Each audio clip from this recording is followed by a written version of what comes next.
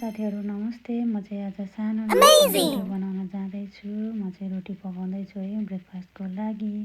यो चाहिँ एकदम इजी पनि हुन्छ है। मैले चाहिँ इलेक्ट्रिसिटीमा हाल्दैछु है। रोटी चाहिँ त्यति धेरै ठुलो पनि छैन, सानो प्रकारको बनाउँदैछु। यसमा चाहिँ मैले 1 कप दुध अनि 1 कप मैदाको पिठो, 1 चम्चा घिउ र 1 चम्चा सुगर हालेर चाहिँ मैले बनाएको। यो चाहिँ एकदम ब्रेकफास्टको लागि चाहिँ हेल्दी ब्रेकफास्ट हुन्छ है त।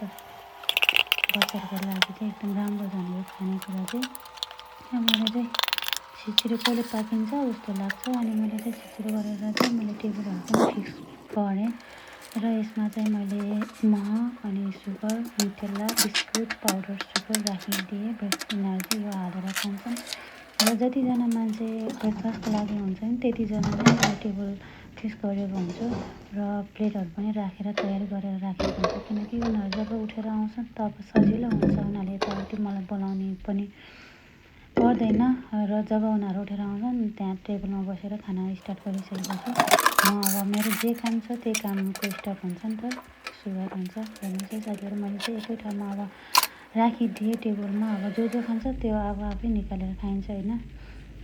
त्यति गर्दा गर्दा मिट सकेर मिट पनि आइपुगेँ र यो मिटलाई चाहिँ मैले फ्रिजमा राख्न खोजेँ है। फ्रिजमा राखेँ तर ठाउँ पनि थिएन, खोज्याएँ र यो थन्काइसकेपछि फेरि मेरो भाँडातिर आइपुगेँ। भाँडा चाहिँ मैले यसरी एकैचोटि जम्मा गर्ने गरेर चाहिँ म किनकि यतिवटा मस्काउँदैन र एकैचोटि राखेँ अनि त्यसपछि म मस्काउँछन्, तर मस्काउनु पनि पर्दैन थियो होला सायद। मैले राति चाहिँ मेसिन चलाउन बिर्सेको कारणले चाहिँ, किनकि फुल थियो नि त, फुल भएको कारणले मैले मेसिन चलाएन।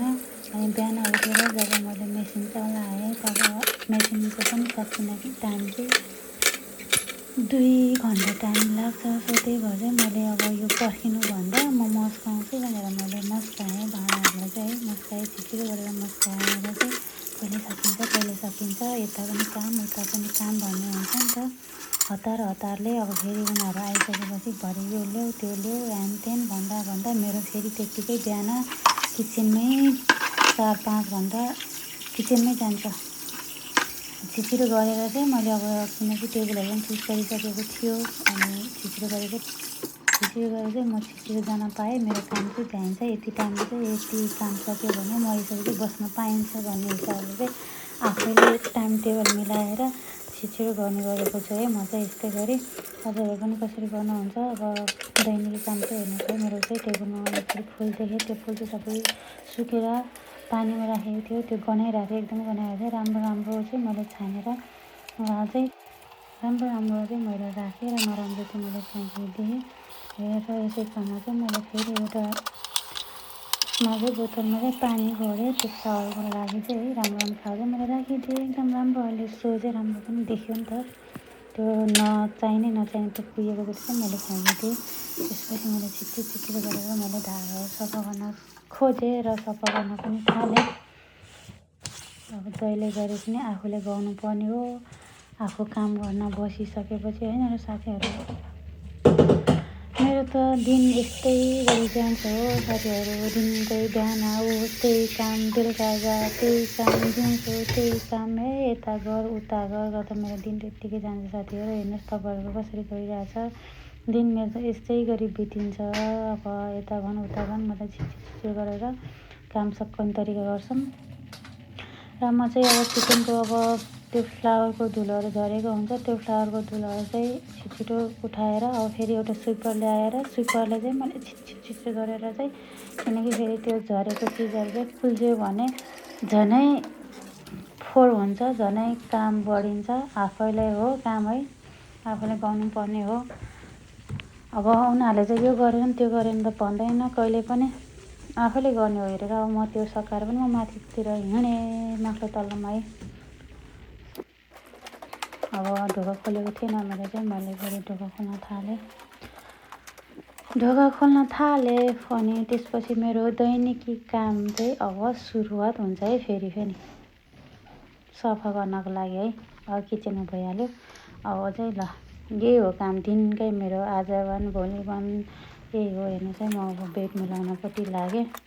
बेड यस्तो गरेर राख्छ कि यिनीहरूले ल हेर्नु साथीहरू के भन्नु खै चाहिँ यस्तै गरी बेडमा लाग्छ नि छिटो मैले किनकि यो तन्नाहरू पनि म उठाउने गरेको पनि छैन उठाउँदा पनि उठाउँदिनँ दिनकै सफा गर्नुभयो दिनकै काम यस्तै हो यिनीहरूको होइन भनेपछि हप्ताको एकचोटि मात्र चेन्ज गर्ने हो त्यो दिनकै चेन्ज गरिरह्यो दिनकै गरिरह्यो भने हामीलाई काम भनेपछि कहिले पनि भ्याउँदैन र यसको कपडाहरू पनि नाइट ड्रेस कपडाहरू पनि मैले सिरानी पनि राखिदिएँ किनकि जब उनीहरू सुत्ने टाइम हुन्छ राति बेडमा आइन्छ तब उनीहरूले खोज्दा चाहिँ भेटिन्छ यदि भेटेन भने हामी काम गर्ने मान्छेलाई जसरी नै कुरा आउँछ नआउने होइन कुरा आउँछ यसरी नै मिलाएर राखिदिन्छ उनीहरूको किनकि सफा कपडामा चाहिँ मैले कहिले पनि राखिँदैनौँ र राख्दा पनि राख्दैनौँ यिनीहरूको र फाइनल्ली मैले चाहिँ बेडहरू चाहिँ रेडी बनाएँ हेर्नुहोस् है साथीहरू ल यस्तै हो है मेरो दैनिकी काम चाहिँ यसै गरी बितिन्छ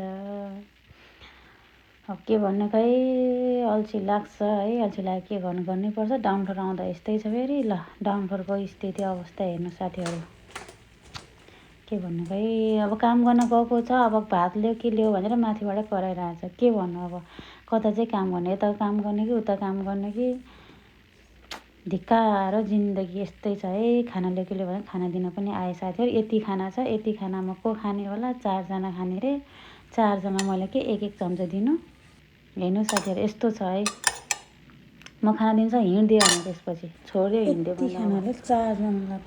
जेसुकै गरोस् खाए खाऊ नखाए नखाऊ यति खाना छ मैले चाहिँ छोडेर हिँडेँ खान्छ उनीहरू मेरो ताल यस्तै हो साथीहरू रुममा पनि आइसकेँ म अब चाहिँ मेरो सुत्ने अब आराम ताले सुत्ने टाइम आयो लु साथीहरू लु यस्तै हो जिन्दगी दिन बाई बाई साथीहरू सबैजनालाई गुड नाइट मेरो दैनिकी काम चाहिँ यस्तै हो है म चाहिँ काम सकेर रुमतर्फ आइसकेको छु अब सुत्ने हजुरहरूको पनि कसरी बिताइरहनु भएको छ मेरो त यस्तै हो है ल गुड नाइट साथीहरू bye bye see you next blog okay